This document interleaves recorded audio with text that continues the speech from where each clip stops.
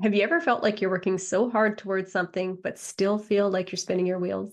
Or maybe you have this incredible vision for your life, but you're not sure how to turn it into your own reality? If so, you are not alone, and this episode is for you. Today, we're breaking it all down. So, what is the difference between a vision and a goal? Why are they both essential to your manifestation journey? And how can you use both to co create with the universe? So, grab a pen and paper and let's get into it. Every year in January, I love to sit down and map out what I want my next year to look like. So for me, this usually involves random notebooks all around our house where I'm jotting down lists or journaling out bigger ideas. There's notes going in my app taking app on my phone. There's intentional conversations with Chris. There's conversations with the kids. And typically, this is where I whip out a brand new poster board and create my next year's vision board. But something has shifted this year. When I look at my previous poster that I have here beside me, it still feels really aligned and inspiring to me. This has caused me to pause and think back to the other boards, which I still have kicking around out there in the garage, amongst a whole bunch of other stuff. So, side note, I'm committing to purging all that other stuff this year. But looking back on those previous boards, I get to the end of the year and most of the items on my boards are complete. Like essentially, if it was a checklist, I'd be able to check those box off or cross the items off. But this year's board is different. It's not that I haven't achieved the items on the goal poster. I think it's that I've shifted from having things to more of a way of being. That makes sense? Like I do still have experiences on my board, like Vegas with my friends. We fly out from our various parts of the world. We meet together in Vegas and we have a really good time together. We did that last year and we decided we're going to make it an annual thing. So I know it's going to be on my board again for this next year. I have a whole health section here where I want to have like a vibrant, strong body full of vitality. And I've got like a picture of a lady on a stand-up paddleboard. And this is all something I've achieved in the past year, but I still want to continue with it. Side note on here, sleep. I would crave more solid sleep. So if anyone has tips for convincing a 4-year-old to stay in their bed all night long, send any advice you have my way, please. And I guess while we're on the topic, I should glue on a little thing onto my vision board here saying a solid night's sleep. Reflecting on this feeling I have of not to do a whole new board this year and just recreate it, I guess that's just me getting more in alignment with a way of being instead of having. Or maybe this happens when you're in your 40s, or maybe it's just a season of my life. But all I know is right now it's different for me, but it does feel nice. And who knows, maybe it'll shift again down the road. You all know that I am one who allows myself the green light to pivot when the path presents itself. So maybe there will be another Audi TT sports car in my future because I really did enjoy that car. But for now, the desire for that type of thing just isn't there right now. And the most surprising thing on my board this year that did play out was this podcast. So I put that I wanted to climb up to hit the top 5% category on listen notes, and I did. And then we actually surpassed that to the top 3%. So when I discovered that, I went over to my vision board here and I added a very clear dot in front of the number 5.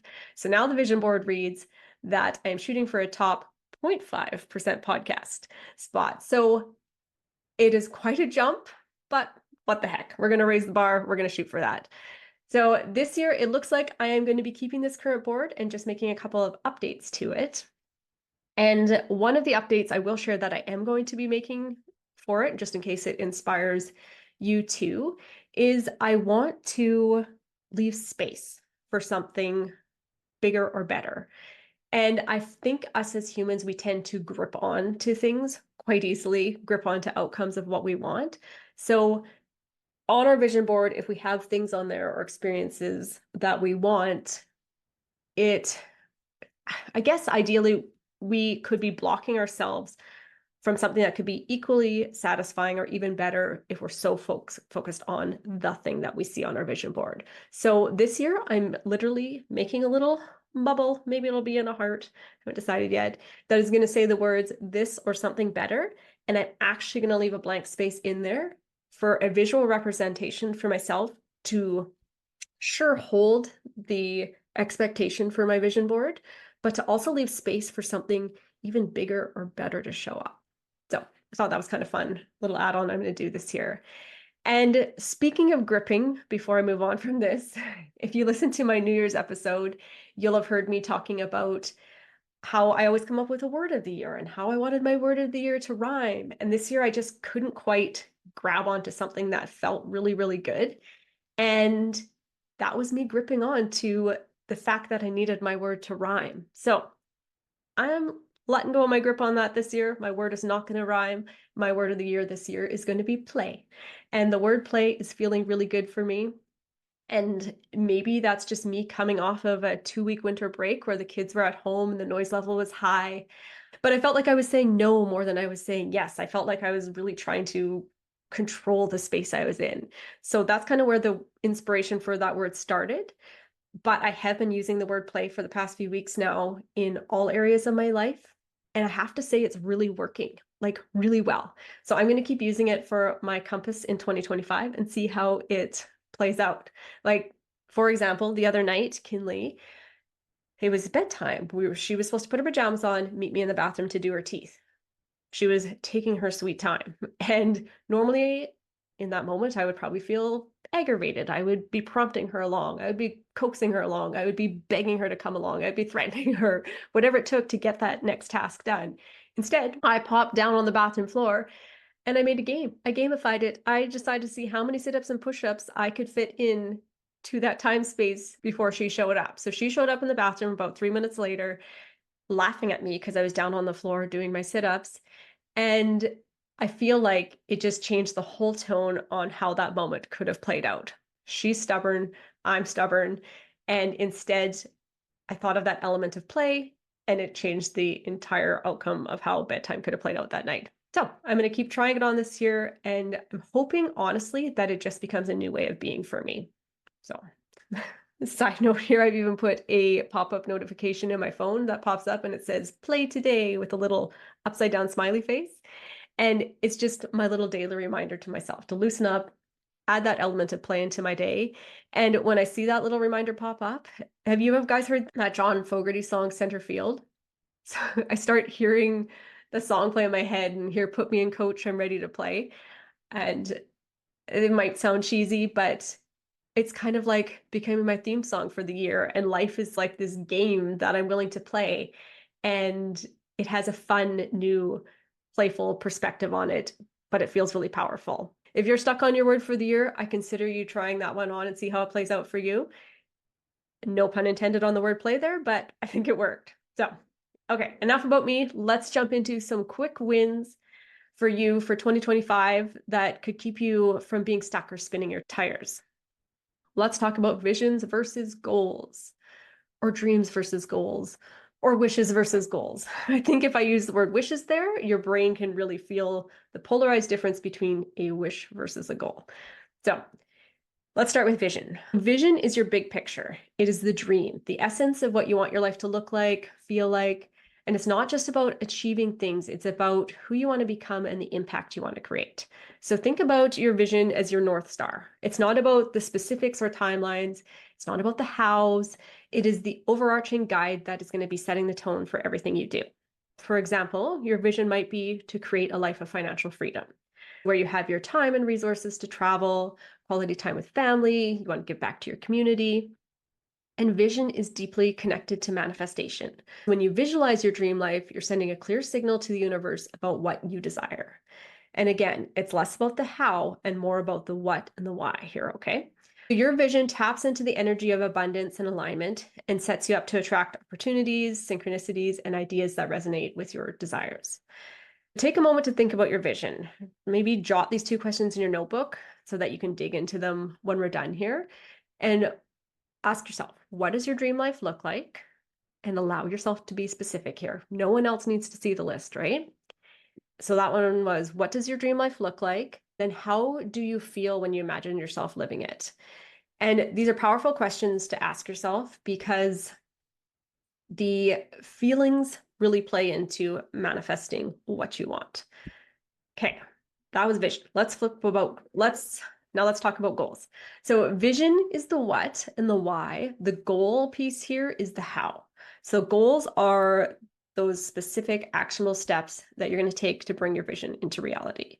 If your vision is financial freedom, Your goals might include things like start a side hustle to generate an extra $1,000 a month, or create a budget and save 20% of your income, or invest in learning a new skill that will increase your earning potential. Then your goals, if those were them, could even be broken down into micro goals. Say we went with that first one. Start a side hustle to generate an extra $1,000 per month. You could break that down into bite-sized micro goals. You could Google side hustle ideas that make $1,000 plus a month. And if you need some ideas here, take a look at the bottom of this episode in the show notes. I have a free link that I've put together for a money idea guide book that has ideas of ways you can make more than $1,000 a month. Other ideas could be you could talk to specific people that you know that have side hustles for ideas, or find an accountability partner who is also building a side hustle. So you have that momentum, that buddy to check in with and keep you in action. You could check with your city to see what permits or licenses you need to have on the idea you come up with. You could even type a list of your skills and interests into ChatGPT and ask for side hustle ideas that you could do based off of your skills and interests. The key to effective goal setting is you want to make your goals SMART. I know we've talked about this before, but that was specific, measurable, achievable, relevant, and time-bound. And remember, then you can take those and break them down into micro goals. You want to easily be able to say yes and just keep taking the steps towards the thing you want. Those micro goals will eventually check off the box of the bigger goal, eventually check off the thing of the big goal that you want. Goals give you the map and direction to move towards your vision, and without them, you're likely going to feel lost or overwhelmed, or what we're trying to avoid here, which is spinning your tires, feeling stuck in inaction. So in a nutshell, goals are how you show the universe that you're serious about your vision. You're saying, I'm taking inspired action. And when you combine that aligned action with manifestation, that's when the real magic happens. Visions and goals are like two sides of the same coin. You can't have one without the other. Imagine for a moment you have a vision, but no goal. You might feel inspired and excited about your dream life, but without taking any actionable steps, you're going to be struggling to move forward towards it. It's like setting your GPS to a destination, but not putting gas in your car or even starting it. And on the flip side of that, if you have goals without a vision, you might achieve a lot of tasks and be checking a lot of boxes, but it honestly could feel pretty empty. And sometimes you'll even just be checking unnecessary boxes just to be doing a task. It's kind of like driving aimlessly without actually having a destination at the end of it. This is why I think you really need both. Vision sets the tone, goals map the path, and when you have a clear vision, you're giving the universe a blueprint for what you want to co-create. And when you set goals, you're showing that you're willing to take responsibility for your journey. Co-creation with the universe is a partnership. You're not just wishing for things to happen, you're aligning yourself with the energy of abundance and taking actionable steps to meet the universe halfway. Okay, so let's recap that. Vision is your big picture dream. It's your North Star. It is the essence of what you're trying to manifest. And then the goals are the actionable steps that you take that bring that vision together. And together they create a powerful synergy that is going to drive your manifestation journey. Those two questions I gave you earlier on that I would really suggest you journal on are, what does your dream life look like? And how do you feel when you imagine yourself living it? I encourage you to take 10 minutes today to journal about that. When you're done that, write down 2 to 3 goals or even micro goals that you can work on this week to move yourself closer to that vision. So don't spin your tires this year. Get yourself into consistent action towards what you want. Thank you so much for joining me on this episode of the Manifestation of Money podcast. If you enjoyed today's episode, please subscribe, leave a review, or share it with someone who might need a little clarity on their own vision and goals. I just want to sprinkle the seed again that the universe is always listening and co-creating with you. So set your vision, map your goals, and take inspired action. You've got this. Cheers to creating a life you love. I'll see you here next week.